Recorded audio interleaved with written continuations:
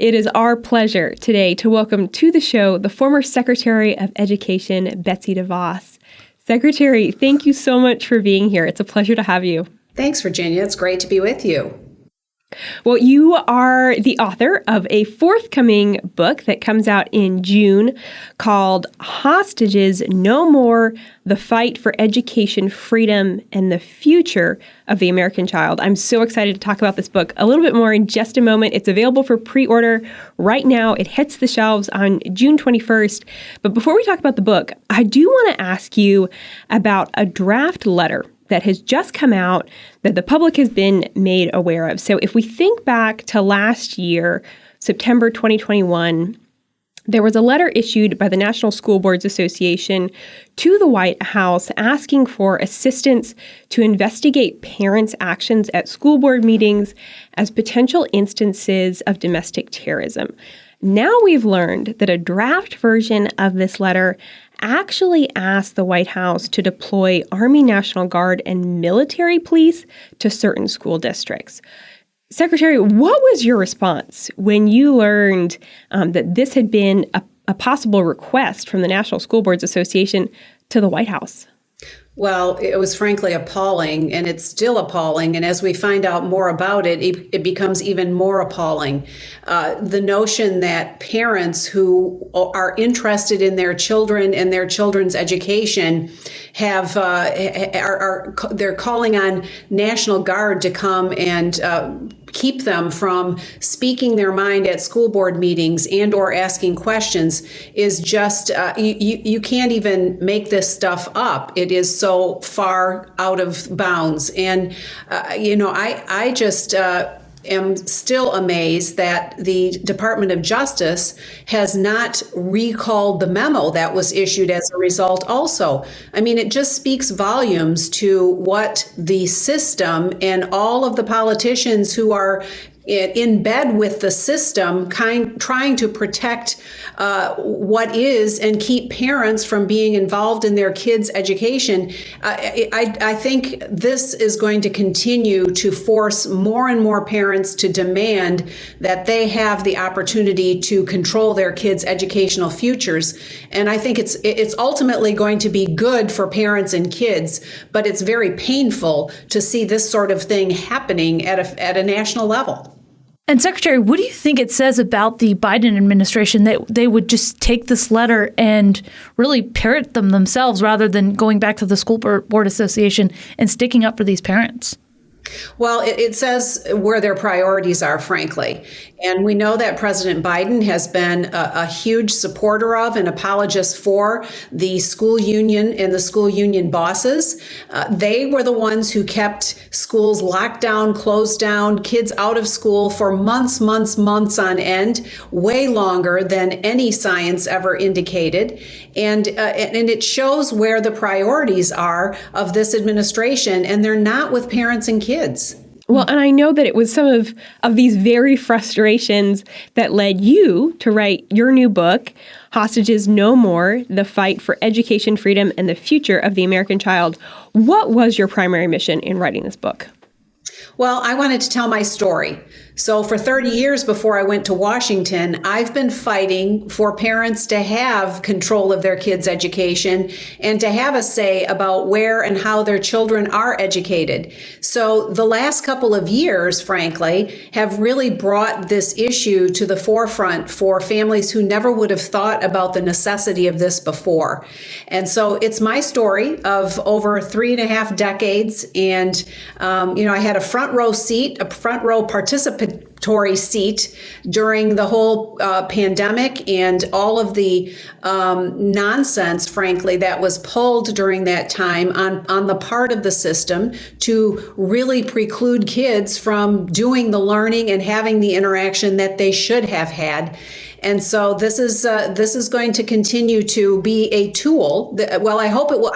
It is expected to be a tool for parents who want to know what they can do to ensure that they have the say over their kids' futures and their kids' education.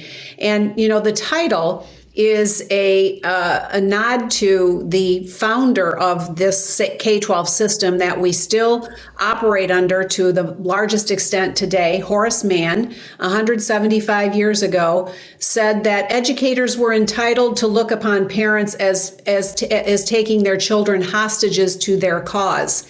And we've seen that in so many different ways, and in ways that parents never would have expected just in this last couple of years. And it really is helping to foster and foment the kind of revolution we need in K-12 education. Well, at the grade school level, we've seen over the past 2 years, parents call for that curriculum transparency that you mentioned. And the Department of Education, are they doing enough to fight this? Well, the Department of Education in Washington should stay out of the curriculum business. That was what I maintained while I was there, and I wish and I hope that this administration will. We've seen them actually favor critical race theory curriculum initially until they got so much blowback they had to pull back on that. But what parents should be demanding in their children's school is to see all of the curriculum, all of the materials that they are sharing with children, because there's moves in various states to ban certain curriculums, but what will happen is it will just be renamed something else, and it will slide under the radar screen when there is no transparency. Now, I've heard from countless parents who have asked to see what their children are learning, asked to see the curriculum, asked to see the syllabus, and in so many places and so many cases, they're being stonewalled, and they're not being permitted to see what is going on in their children's classroom. Well, parents had a front row seat to that when they were learning at a distance. And in many cases, parents were appalled at how little their children were learning. And in many other cases, they were appalled at the kinds of curriculum that their children were being taught. And so asking for and really demanding full transparency which will result in accountability is what parents should be doing, right along with advocating for the control for their kids' education.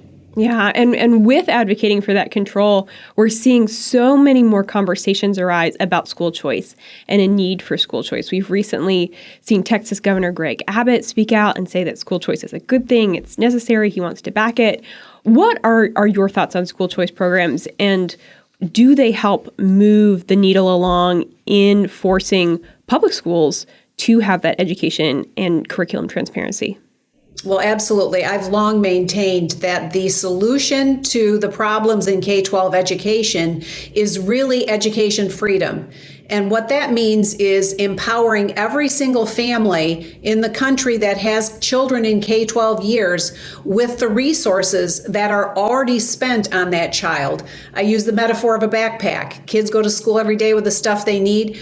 Let's metaphorically put the funds that are used for that child into that backpack and let parents decide where their children are going to go to school to learn. Maybe it's a home-based, hybrid school with a number of other families. Maybe it's a faith-based school. Maybe it's a charter school across town where you have to have transportation. Maybe it's a career development, career and technical education school.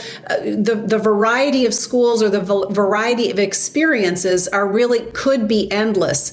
We haven't seen that creativity because it's been a monopolistic system for the vast majority of kids in this country. When families have that freedom and when they are empowered to make those choices, we will see creativity, choices, much bigger menu of choices. We will also see accountability, because every school that wants to have children attend that school is going to have to do what the families are demanding and requiring for their children. And so, Florida is the state that is farthest along in this regard. There's still plenty more opportunity in Florida, but where there are more choices, everyone gets better. Everything gets better for students. Well, and I love that metaphor of the cash in backpacks, because it really does show how the money can individually go with each student. But speaking full of bags of cash, I want to talk about our student loan crisis that we have in our country right now. Americans hold about $1.7 trillion in student debt. There's a lot of talk about the Biden administration forgiving either part or all of these loans. What do you anticipate the Biden administration does? Well, I'm hopeful they follow the law and they don't do it. We have demonstrated, we left a very detailed memo talking about how the president does not have unilateral power to forgive student loan debt. The Obama administration also took this position as well. So I hope that President Biden will follow the law and not grant a bunch of student loan forgiveness. When we talk about this notion of forgiving student loans, what we're really talking about is benefiting those who don't necessarily need it, and the ones who are going to be ultimately paying for it are those who've never attended college, who didn't take out student loans, taxpayers who chose not to go to higher education and take out student loans, or frankly, many taxpayers who have gone, who have faithfully paid off their student loans. And then think about also, veterans earn their benefits for education by serving our country. None of those things are operative when there's mass student loan forgiveness just based on what an individual owes. And looking at the data, the ones that would benefit most from mass student loan forgiveness are white Americans under the age of 40 with graduate degrees who live in high income areas. Well, that is the absolute opposite of what Biden and that administration profess to want to help. And so it's a matter of fairness. It's not fair to go and just give massive student loan forgiveness.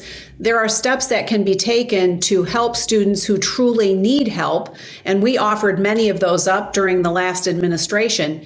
But those should be looked at seriously. And frankly, the whole foundation of federal student lending, which was taken over as a monopoly by the Obama administration in 2010, this whole notion should be revisited, because there is no incentive for higher ed institutions to control their costs, to control the amount of tuition that they charge, to really provide the value that students should be looking for a higher education.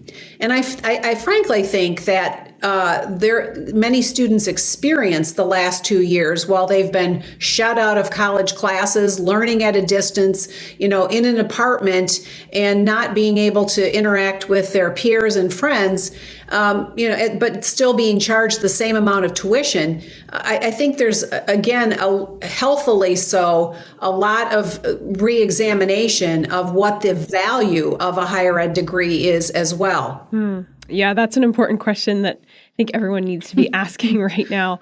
But what are the steps then that the Biden administration should be taking? I mean, what we've seen with student loans over the past 2 years is most Americans who have them aren't paying on them. They've been in deferment as Biden keeps kind of kicking the can down the road, saying, okay, you don't have to pay back for, another 6 months, another 6 months, another 3 months. This continues to balloon, and this debt is just growing, and yet many Americans can't afford to pay off their student loans. Is there a solution to this crisis? Well, the deferment of payment on student loans was meant to be a temporary thing. And it was rightfully so done at the start of the pandemic when we didn't know what the long-term implications were going to be. But the notion that now, more than 2 years later, we are still in a deferment phase is, again, untenable, and it's unfair to the rest of America's taxpayers. We've accrued over $150 billion in unpaid loan fees back, that have continued to build as the loans continue to be deferred. Now, on the question of what can be done for students who truly are needing help, first of all, there's a whole bunch of different income-based repayment plans that they can avail themselves of. So start there. Find a payment plan that is going to work for you. We also proposed, and I think it should be reexamined again, that student loan debt should be able to be a part of a bankruptcy proceeding. Today, it's currently not. That should be looked at seriously and considered. But on the other end of the equation, students need to be I would argue, have to become more discerning about what they're buying when they pursue higher education. One of the things we did was add a whole lot of data to the college scorecard, so you can go and see what your proposed field of study is going to cost you at an institution, and then importantly, what you're likely to earn in the year after graduation, and then all of the data will continue to be added to that. So there will be a longitudinal, value for what you would earn pursuing a specific degree, a specific field of study at a specific institution. You can compare institutions. So there's a lot of tools for students to use, and I would encourage all students to do that as they're doing their due diligence. The only entity that seems to be winning in this scenario are these big universities, these big public universities. Their endowments have never been higher, but at the same time, their curriculum and their professors have never been more leftist and really blatantly sexist and racist. How do we kind of pull in these universities, both in terms of spending, but also with these radical ideologies that they're pushing? Well, I think as we've done, we keep exposing that where it's happening. And I think there's less and less tolerance on the part of more and more Americans for a lack of free speech, a lack of idea exchange, of debate.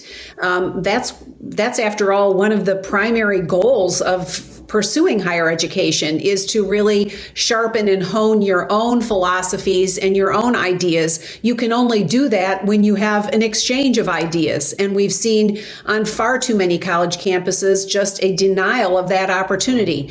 The more that is exposed, I believe the more Americans are going to really question the value of pursuing some of these experiences, specific institutions, and higher education in general, because we know that there are millions of jobs open today that don't require a higher ed degree, a bachelor's degree or higher.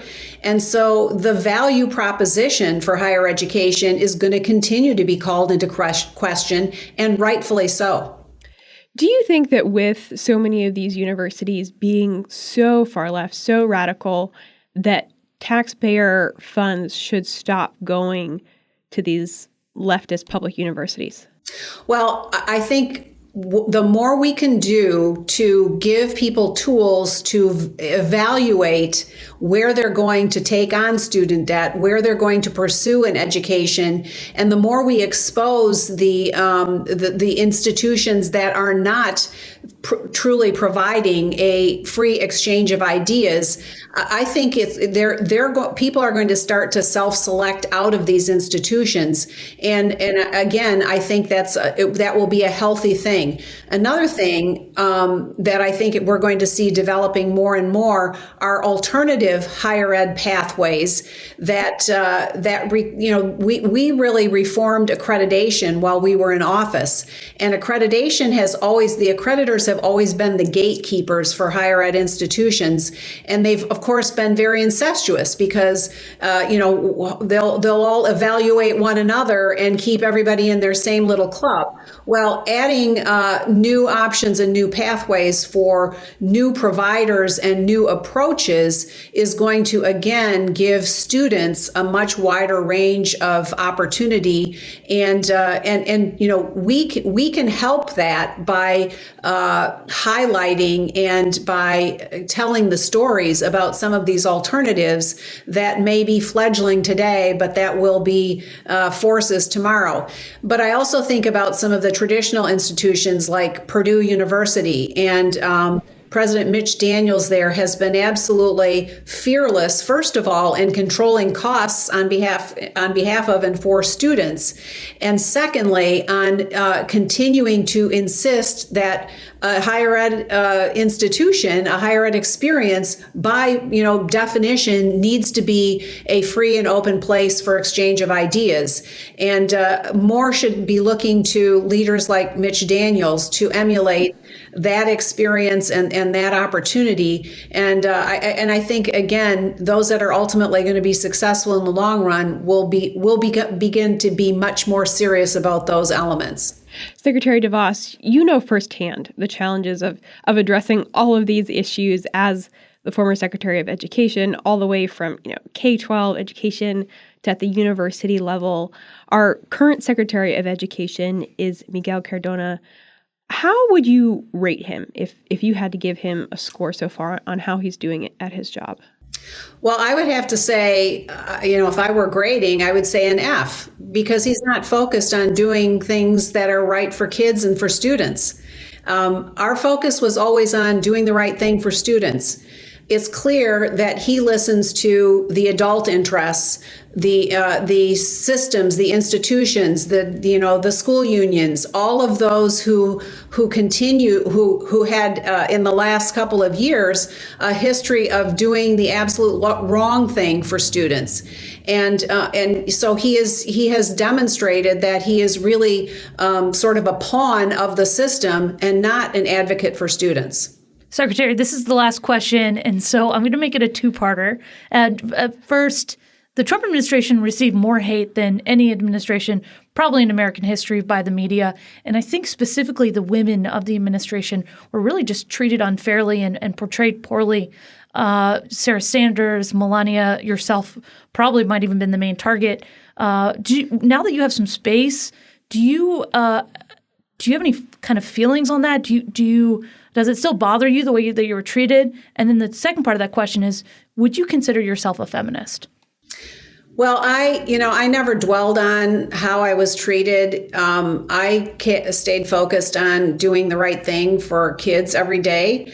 And, I had a lot of experience in politics before coming to Washington. And so I was not a stranger to opposition. And but the ferocity of the opposition was, I think, on some occasions surprising.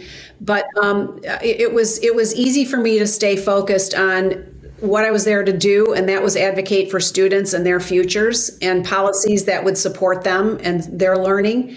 And so, with regard to how I view, feminism and all of the debate around that, I'm just for an equal opportunity for every human being to be able to pursue what they're wired up and innately talented to do. And if that makes me a feminist, I guess I am, but I don't get really stuck on labels. I just want to stay focused on advocating for equal opportunities for everyone. That might be one of my favorite answers I've ever heard. That was great. Secretary, thank you. This has been such a pleasure. We really appreciate your time today. Well, thanks so much, Virginia and Lauren. It's great to be with you.